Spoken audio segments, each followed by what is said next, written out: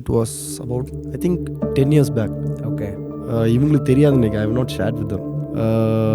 என்னன்னா, ஒரு மனுஷன் ஆண்டவர் விட்டு தூரம் போக போக அவனோட உள்ளான மனுஷனோட நிலைமை வந்து ரொம்ப மோசமாக மாறுது. ஸோ அந்த நிலையை வந்து ஆண்டவர் வந்து எனக்கு அந்த ட்ரீமில் காட்டினார். That was the turning point in my life. What do you guys think about that? என்றாலும் சொல்லவே இல்லடா நீ. இதை வச்சுட்டு பாட்டு வேற பண்ணிட்டு இருந்த நீ எங்க கூட. வெளியே வந்து அவனுக்கு எதுவுமே ஃபால்ட் இல்லாத மாதிரி அவனுக்கு தெரிஞ்சிருக்கு. உள்ளான மனுஷன். Even though like you guys have like a collective story as a community, there must have been like personal like experiences for you guys like that was like really impactful that like turned on a switch or a turning point மாதிரி உங்களுக்கு ஒரு personal experience ஆண்டவரோட இது எனக்கு பண்ணார் ஆண்டவர் எனக்கு பர்சனலான்ற மாதிரி. Do you guys have like moments like that?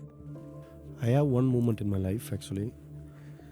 It was about, I think, 10 years back. Okay. இவங்களுக்கு தெரியாது நினைக்க. I have not shared with them. என்னன்னா, I was exclusive for your brothers. Okay. So I was just completing my Bible college. So I was supporting my father in the ministry. அது போயிட்டு இருக்கு ஒரு பக்கம். Also I was working in an organization, Christian organization. So எனக்கு வந்து life was completely new now. ஏன்னா இது வரைக்கும் அப்பா கீழே இருந்து எல்லாம் அப்படியே போயிட்டுருக்கு. Now I'm coming out of the comfort zone. Okay. லைஃப்பில் புது சேலஞ்சஸ் ஃபேஸ் பண்ணுறேன். Yeah, everything is new. அது என்ன ஆச்சுன்னா, ஒன் பாயிண்ட் ஆஃப் டைம் நிறைய டிப்ரெஷன் ஒரு ஸ்டேட்டுக்குள்ளே போயிட்டேன் நான். ஆக்சுவலி லைஃப்பை பற்றி நிறைய யோசிக்க ஆரம்பித்தது. அது ஒன் பாயிண்ட் ஆஃப் டைமில் என்ன ஆச்சு அப்படின்னா, I started to fall apart. அது என்ன சொல்லணும்னா, ஆண்டவரை விட்டு ரொம்ப தூரம் போகிற மாதிரி எனக்கு தோணுது. I am going to church like lukewarm. Yeah, I felt that I started to feel that I'm very far away from God, from Jesus. சர்ச்சுக்கு போகிறேன், ஆராதனை வர்ஷிப்லாம் நடத்துகிறேன். பட் ஆனால் still I am very far அவே. அது எனக்கு நல்லா தெரியுது. சில மாதங்கள் போகுது. ஐ எம் நாட், ஐ மீன் அப்படியே போயிட்டுருக்கு. நான் இன்னும் அந்த ஒரு ரிப்பண்டன்ஸ்லேயே வரல. நான் இன்னும் ஆண்டவர் கிட்ட I am not very close. I am not reading Bible regularly. I am not praying. So I can feel that I am going very far away from God. I think one day I got this dream. அது வந்து it change my life actually. என்னென்னா, அந்த ட்ரீமில் வந்து I am standing before a mirror and I am வாட்சிங் myself. அந்த மிரரில் என்னை பார்க்கும்போது இந்த பக்கம் ஐ எம் குட், எல்லாமே நல்லா இருக்குது. பட் ஆனால் when I see my reflection in the mirror, ரொம்ப ஒரு அலங்கோலமான ஒரு மனுஷனோட ஃபேஸை பார்க்குறேன். ஸோ அதை பார்க்கக்கூட முடியல. அது பார்க்கும் பொழுது எனக்கு அது தெரியல, என்னது இது. ஐ வாஸ் ஸோ கன்ஃபியூஸ்ட், என்னது இது இமேஜ் அப்படின்ட்டு. I was just admiring. ஆனால் அது பார்க்கவே முடியல, அப்படி ஒரு அலங்கோலமான ஒரு ஃபேஸு.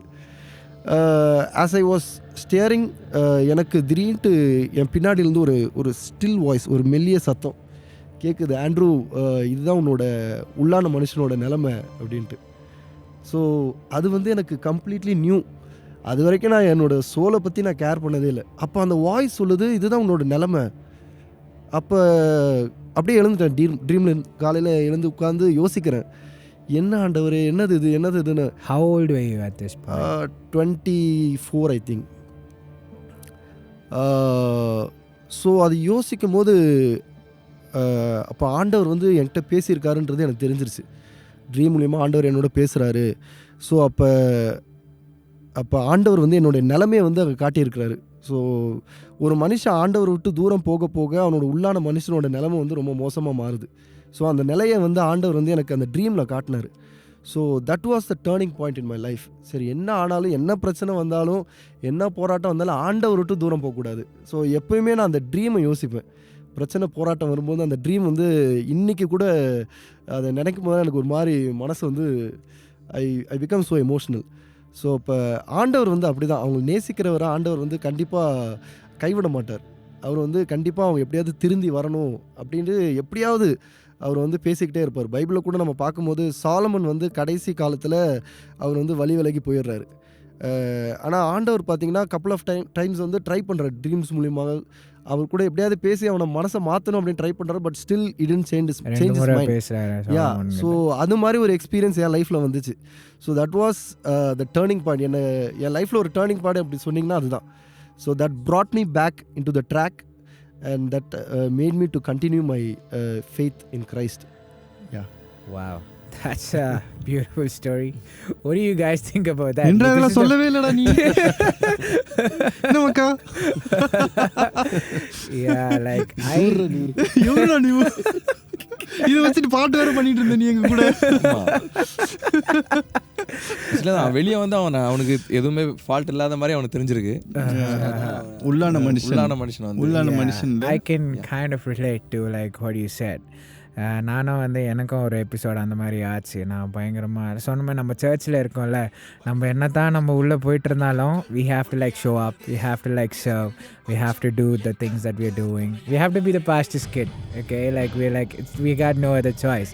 நானும் அந்த மாதிரி தான் பண்ணிட்டு இருந்தேன். நான் உள்ளே நீங்கள் சொன்ன மாதிரி டோட்டலாக போயிட்டு வேறு எங்கேயோ வேறு என்னமோ இருக்குது உள்ளே, ஆனால் வெளியே என்னமோ பண்ணிகிட்டு இருக்கோம். ஆனால் எனக்கும் I had a moment like that, like we can talk about that later. But முன் சென்றாரே கூட நானும் நடந்தேன் குழியில் வீழாமலே, சீரும் பாம்பும் தேடும் இரவை காணாமலே, தூயர் நாமம் சொல்ல பேய்கள் தானாகவே